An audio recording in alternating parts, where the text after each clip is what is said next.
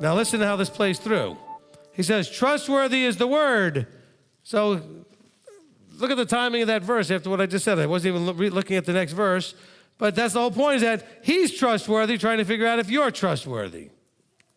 For if we died with him, we shall also live with him.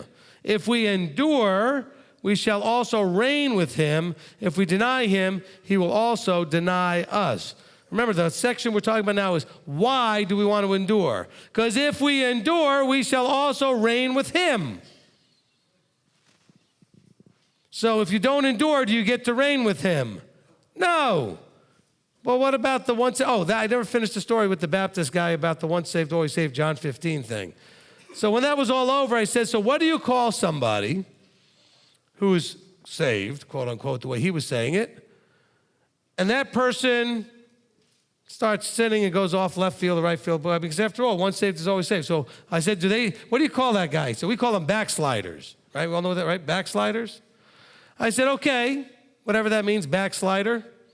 I thought backslider was a pitch in baseball. I don't know. It curved a certain way or something. So this is a backslider.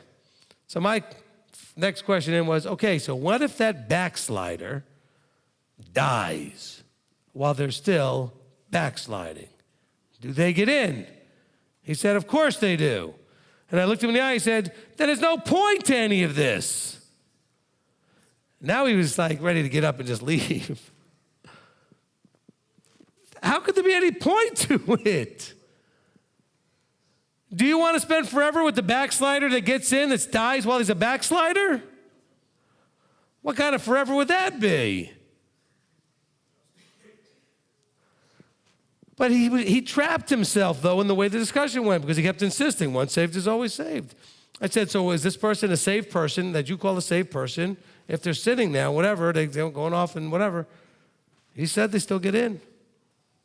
They still get in. It's guaranteed.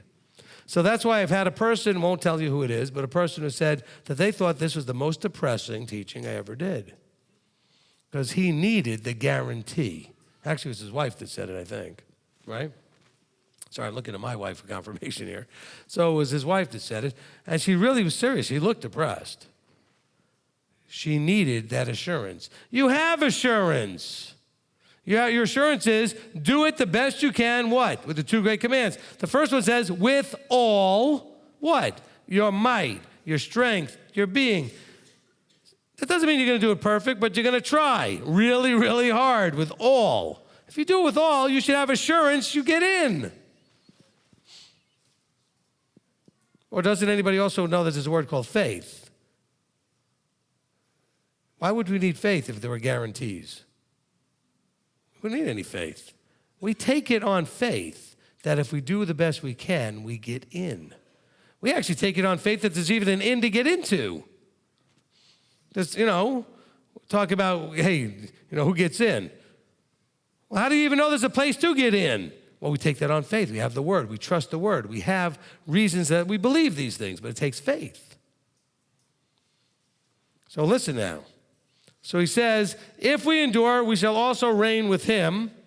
If we deny him, he shall deny us. So what does denying him mean? If you know him and go and do things that he would never do and he would never have you do, you're denying that you really know him. By the way, John says this in 1 John, right? He says, those who say they know him and keep not his commandments are lying. I don't mean lying like they're aware that they're lying, but they're not telling the truth. They really obviously don't know him. Their acts, their fruit is demonstrating that they don't know him as well as they thought they did. And so here, doesn't that match up with 1 John does, with what we just read here? The denying him means he'll deny us. How do we deny him? If we're not guarding the commandments, we say we know him, but we don't keep the commandments, then we're liars. That's because we've denied him. If we are not trustworthy, he remains trustworthy. It is impossible for him to deny himself.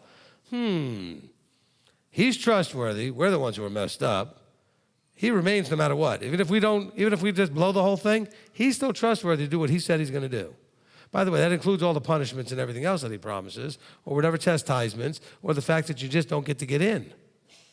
He's trustworthy.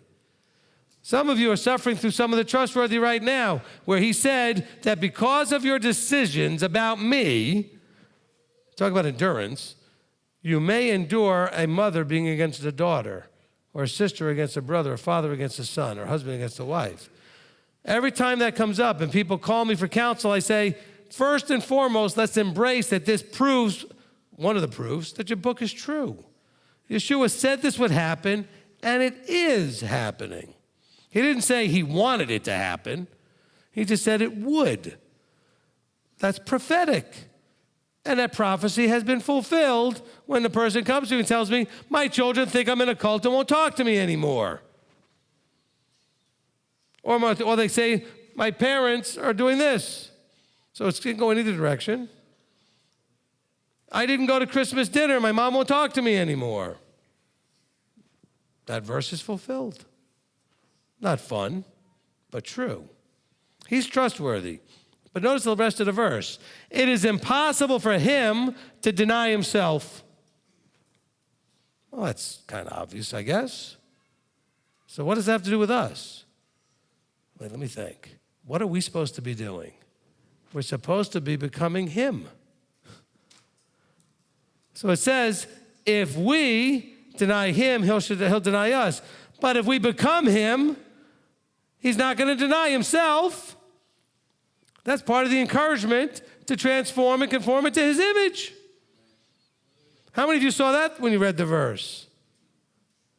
I didn't see it till just now when I was reading it, so I don't want to take credit like I knew this all the time. But as I was reading it, that hit me immediately.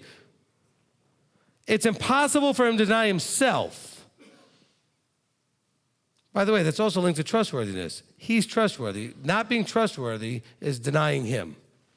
So he's trustworthy because to be not trustworthy, we deny himself. But if you want to be like him, he will not deny you.